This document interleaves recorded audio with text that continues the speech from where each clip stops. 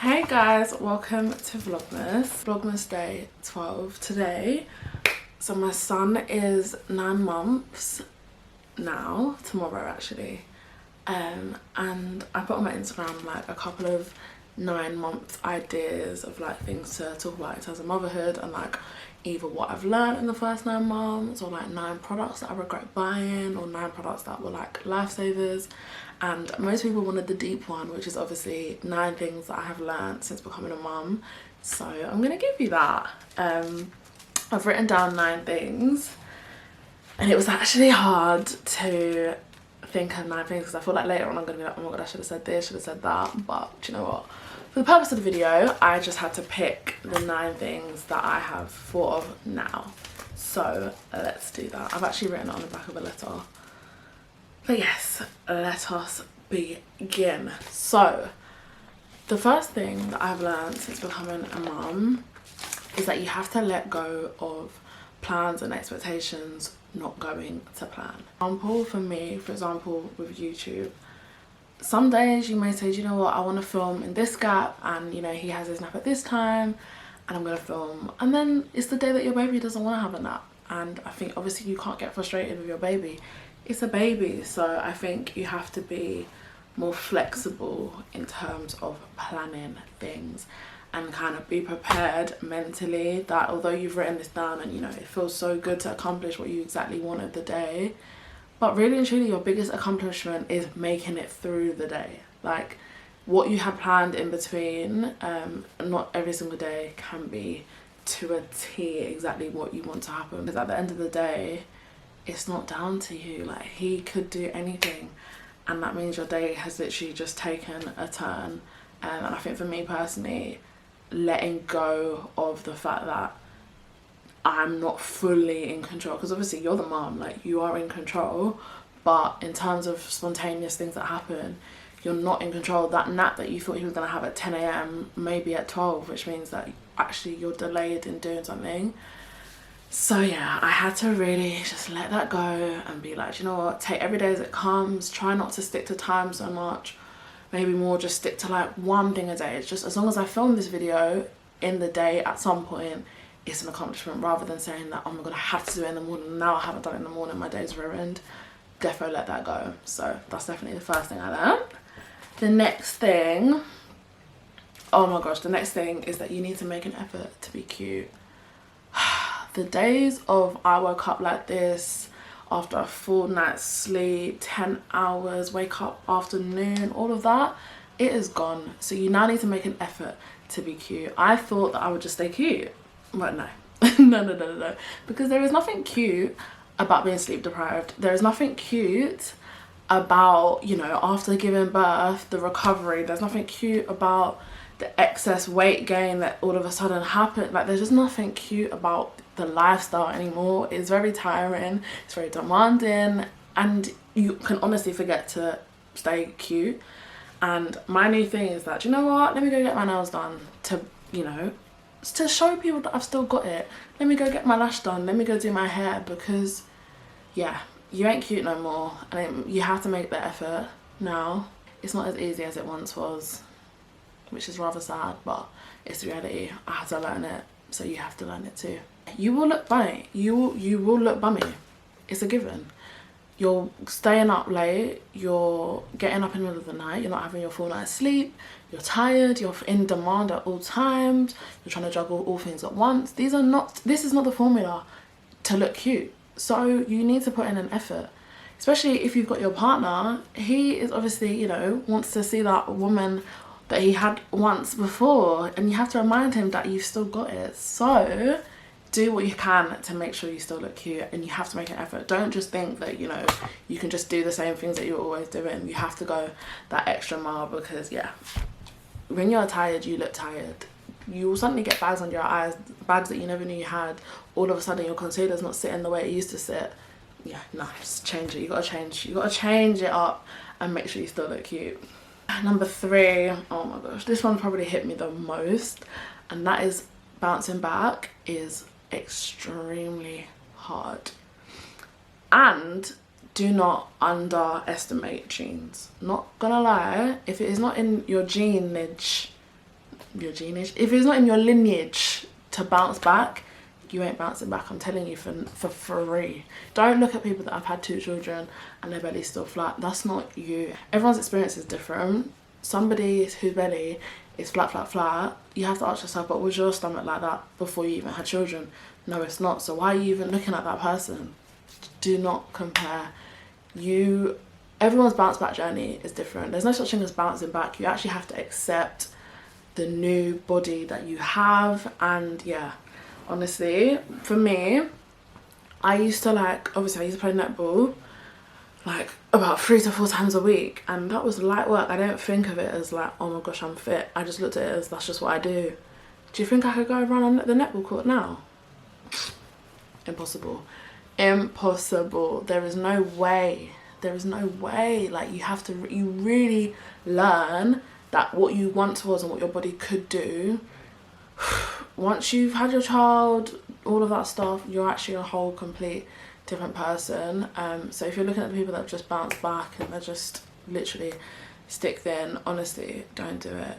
Your stamina, literally, I've learned that I have to literally build myself back to what I was, and I've never been in a situation that has made me literally lose my fitness to literally, it's become nothing.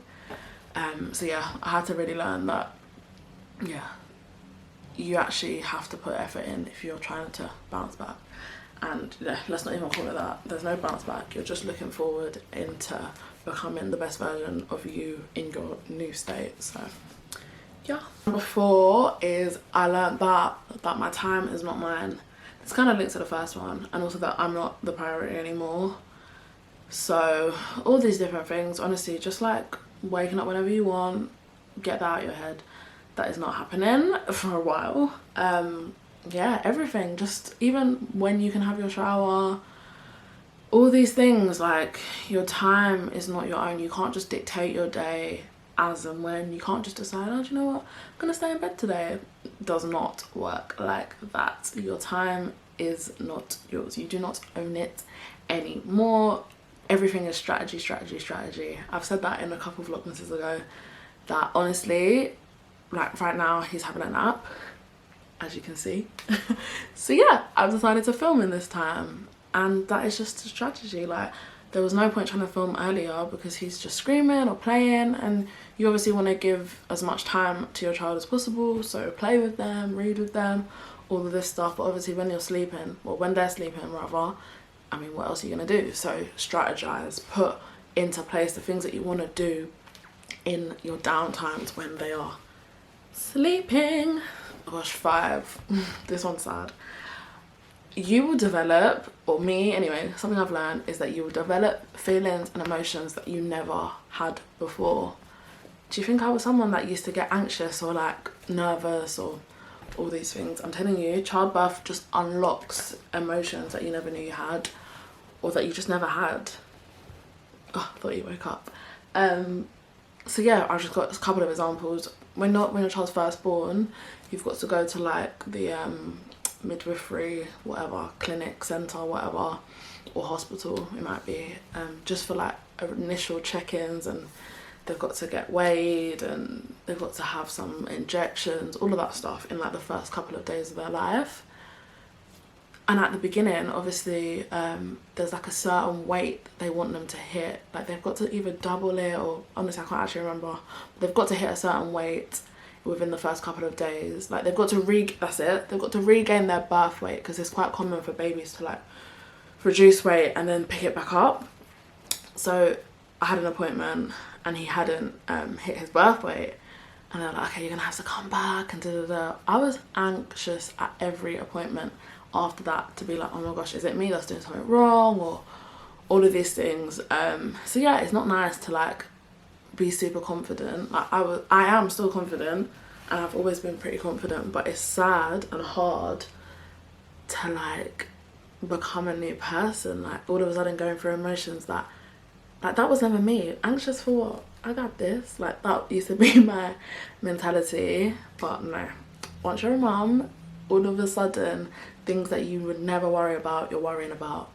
So yeah, that was hard to kind of grasp. But yeah, And I mean, the major one is just that love hits on another level. I saw this thing about saying, I saw this like Instagram post, and it was saying that once you're a mum, you've basically accepted that your heart is now outside your body. And I literally was like, oh my gosh, like your whole heart is now like has its own legs and like will go out and just get on with life. And I feel that just makes you look at your parents differently as well. We're getting deep. I'm gonna stop, let's rein it back in. But yeah, new emotions unlock when you become a mum and a parent as well, if you're a dad as well, or whoever. Yeah, for parents it's the same, I'm assuming anyway.